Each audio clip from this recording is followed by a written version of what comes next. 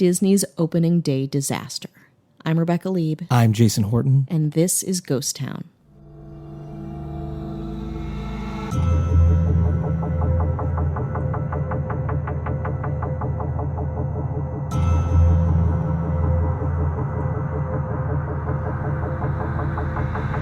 Are you ready to take down Disneyland? Someone's got to do it. Yeah, we're Might about as well to. be a couple of Jews in an Echo Park, one bedroom, microphone on 3 coasters. Yeah, we are going to single-handedly take down Disneyland right now. It's Friday. It begins. There's failure. Failures in the air. What? How are we supposed to take down Disneyland when you just what was that? I was saying failures in the air. Oh boy. Just say it again. I'm not very confident we could take down Disney, no but you know way. what? We're going to try. It's Friday. Welcome. You start your weekend off right or wrong with some a fail. Start a naughty weekend with a naughty fail. Yeah, ooh. Disneyland and Disney in general, pretty successful. We reference it. I think we have a Patreon episode. I think of all the things that we've talked about personally and professionally, Disneyland ranks in the top 5. Yeah. Our opinions of it, history, other people going there, important happenings. It's very culturally relevant, and we live about an hour from it or less than that, or 40 minutes or whatever. So Totally. it makes sense, and it's also a lot of other places have have been intertwined with it. Yes.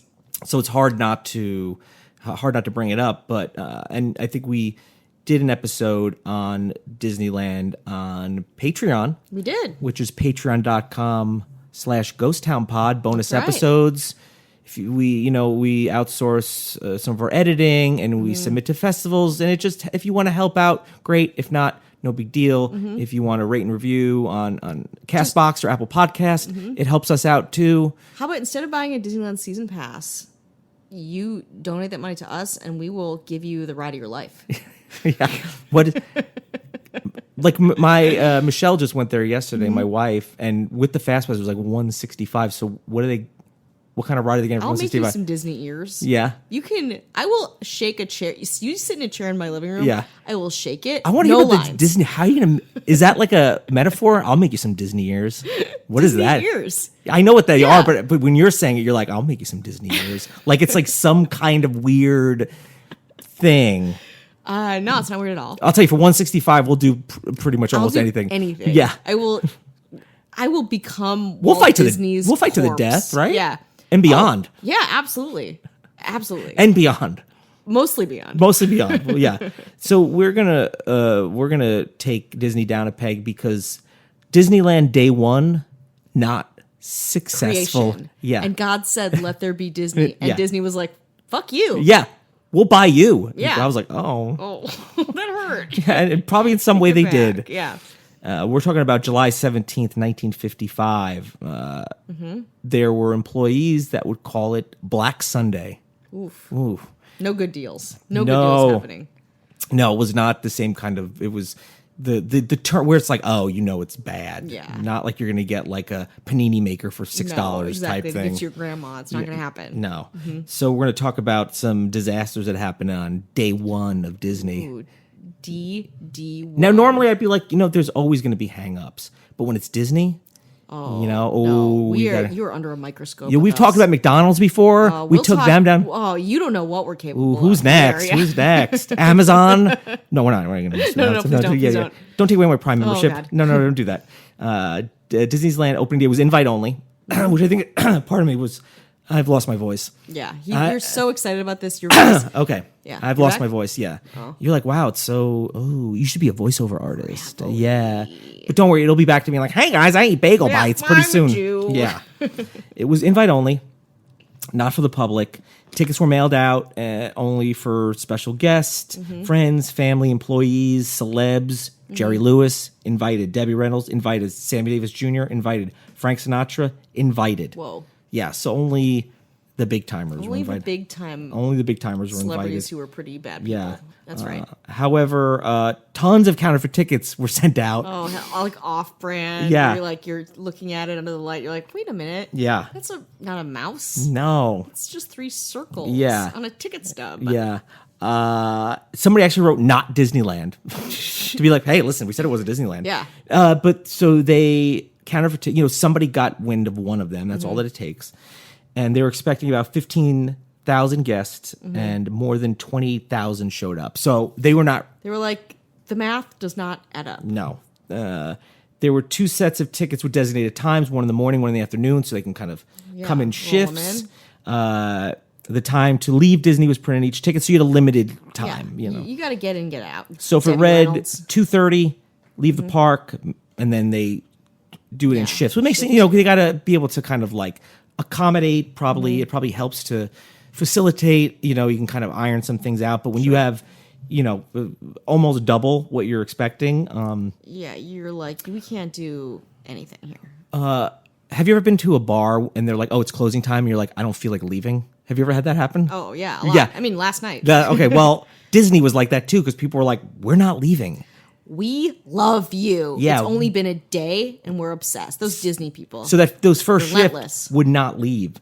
So then, so not only was it like we're hoping to have, whatever, we're hoping to have, 7,500. We're going to ride the Matterhorn again. Fuck you, Disney. Yeah. And they were like, now we have almost 28,000 people all there at once instead of 7,000 in a shift. Yeah. Yeah. How did you think originally that they would even get that first shift out of there? Like honor system?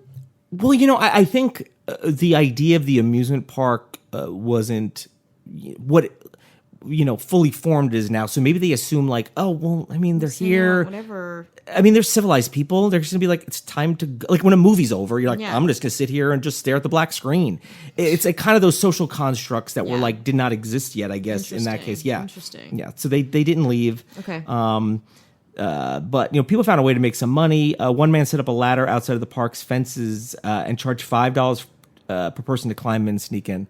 Oh, that's nice. Ingenuity. That is entrepreneurial spirit that I love about America. Yes, it was kind of like I call that the first side hustle. Well, I guess that's what it was. That's historic. Yeah, that's a hit. That is. We're gonna put that in our non-fail podcast. There's our helicopter waiting for us. Yeah, we're getting out of here soon. We're not done yet. So traffic is a new thing, right? Traffic is nobody ever talks about traffic here in LA. Well, guess what? Back in 1955 on day one of Disney, they sure did because traffic was backed up for miles. They were not, they really learned. I mean, obviously, obviously things got more refined, but they were not ready for it. Disneyland, the city of Anaheim, were not prepared. The amount of people to show up, that's a lot of people. Yeah, it's a lot of people. When you're not prepared and never had that reason to go and get off that exit or whatever. Exactly. Like, what was Anaheim even before Disney? Backed up for 7 miles. Shut the freeway down completely. People in their cars were so long. When they finally made it to Disneyland, there were reports of families taking restroom breaks in the parking lot and on the side of the freeway. Yeah. So it's just what kind of else like... are you going to do? Now, this one is nobody's fault but their own, but the park was covered with wet paint and weeds. It's like paint dries at the rate that paint dries. That's been that way since the beginning of time. Yes, so that is that's definitely on Disney. And they're like, our landscaper can't come till Monday. I don't know, just leave it. And of course, it was they were probably behind schedule and they were in a rush, and it took wet paint and crowds. It took 1 year and 1 day to did it in a year, which is pretty impressive. Yeah, that's pretty impressive. Working around the clock. All right, 1 point, Disney. Yeah, you win this round. Well. The thing is, it wasn't ready. Once the doors opened, guests could easily see that it was not finished. Workers were still painting structures. The workers were still in Disneyland painting. They were still painting, yeah. They were still planting trees, which is, I understand like you're working around the clock, whatever, but there must have been a point where things lulled at month 4. Yeah. If you still have to like, hey, this is just like exposed wood. Yeah, exactly. It's like we got to paint festival that style, where you're like, who's deluding themselves here? Along the canal boats of the world, which is now Storybook Land canal boats. Weeds were still growing. They were not removed. Instead of landscaping, Walt Disney simply added signs with Latin plant names printed on them to make it look like they were meant to be there. Oh, nice. Let's Band-Aid this. Was that It's a firework or a gunshot? Okay. Well, who knows? At Yeah. the park. Yeah. Yay. Could be either. That's pretty slick. Yeah.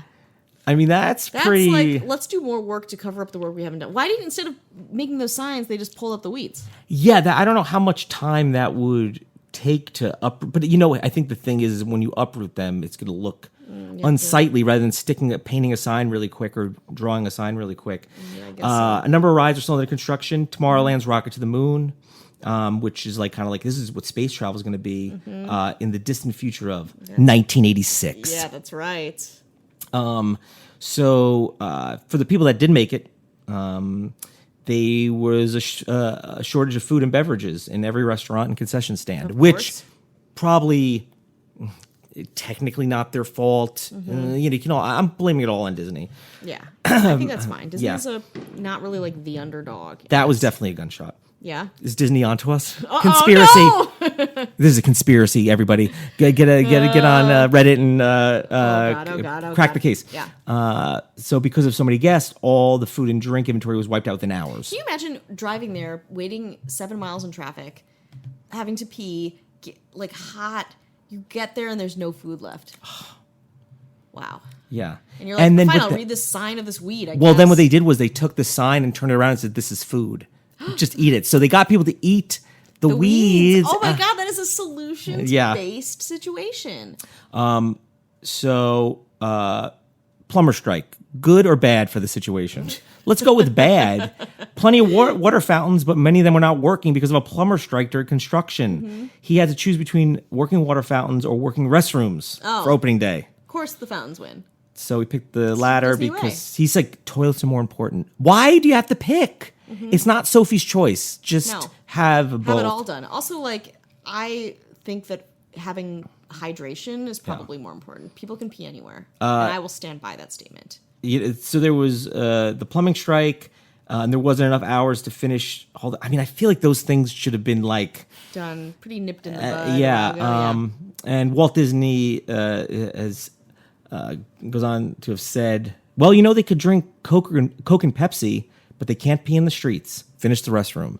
So, but they can, and they did pee in the streets. Yeah, they did. And they didn't drink Coke or Pepsi, so it didn't happen that way, Walt. Well, the one thing on their side was the weather, right? Wrong. Now this isn't his fault, but did not help that it was unseasonably 100 degrees. Let's open a theme park in 100-degree heat. Great idea. And it was so hot that the fresh asphalt became like sticky tar, with guests complaining that they were getting their shoes and high heels stuck in the pavement of Main Street, US of A. And asphalt and urine and weeds. The Disney story. All the rides were working. That's great. Wrong. Not working. They were not working. Peter Pan's Flight, 20,000 Leagues Under the Sea, Submarine Voyage, and Dumbo, the Flying Elephant in Fantasyland broke down or were closed altogether because they weren't finished. Oh, no. Why would they be? Yeah. The Stagecoach ride in Frontierland permanently closed when it was discovered it would flip over if it was too top-heavy. Wow. 36 cars in Autotopia crashed due to aggressive driving. It was designed to help children learn respectful rules of the road. That was the purpose of it. And then a tiger and a panther escaped from the circus attraction. They had a circus attraction. Which resulted in a, quote, furious death struggle between them and the animals on Main Street, USA. Oh, my God. What? Now, we've talked about our friend Mark Twain, haven't we? We have. Oh, got more bad news. No. The iconic Mark Twain riverboat in Frontierland was filled way over capacity on opening day with about 5 people cramming onto the attraction. The boat went off its tracks, sunk in the mud. It took 20 to 30 minutes to get it fixed and back on the rail and came chugging in. As soon as it pulled up to the landing, all the people rushed to the side to get off, and the boat tipped over the water again, and they had to wait to the water to get back on land. Wow. Well, it is great. That's amazing. At least that would clean the asphalt, paint, sweat. You could pee in there. I don't know. That seems like another solution. Yeah, I don't know. These all sound like solutions. Just put a sign there and just say that it's what, you know what I mean? Yeah. Say this is it's water. Water. Drink up. Drink river water? I'm glad there was no gas leaks. Oh wait, there were gas leaks. They closed Adventureland, Fantasyland, and Frontierland for a few hours while flames from the leak were seen trying to engulf Sleeping Beauty's castle. Nice. Walt was so busy during opening day, he didn't learn about the fire till the following day. Wow. He's busy. He's busy. He doesn't have to worry about. He's like, we don't have enough churros. leaks. Yeah. He doesn't realize it's on fire. Yeah. So there was an Busy ABC. painting signs for weeds. Yeah, I thought that was pretty slick though. That was really. I was just like, more work. Why don't you yeah. just do the first part of the work? Yeah, that's true. But it sounds pretty. It sounds like cartoonish. Yeah, it does. ABC had a live show because you want to capture this live. Sure. This monumentous event. That also went poorly. He had a partnership with ABC that helped finance Disneyland, so it's like, we're working together. They invested a cool $5 million in the $17 million Chill price tag. $5 million. Yeah. Okay. He would host a weekly TV show about people what they can expect in Disneyland before it was open, almost like a BTS, On opening day, Walt hosted a 90-minute live special with some co-hosts. Future Prez Ronnie Reagan was there. Okay. 90 million viewers turned in. That's a lot. Yeah, that's a That's lot. pretty good for the mid-1950s. To see the happiest place on Earth, and while the cameras showed the fun and excitement of Disneyland, the TV special obscured the numerous disasters described above. However, the live broadcast was riddled with technical difficulties, such as guests tripping over camera cables, Jesus. on-air flubs, hot mics, unexpected moments. A mess. One of the other co-hosts, Bob Cummings, caught making out with a dancer just before going on air. Hell yeah.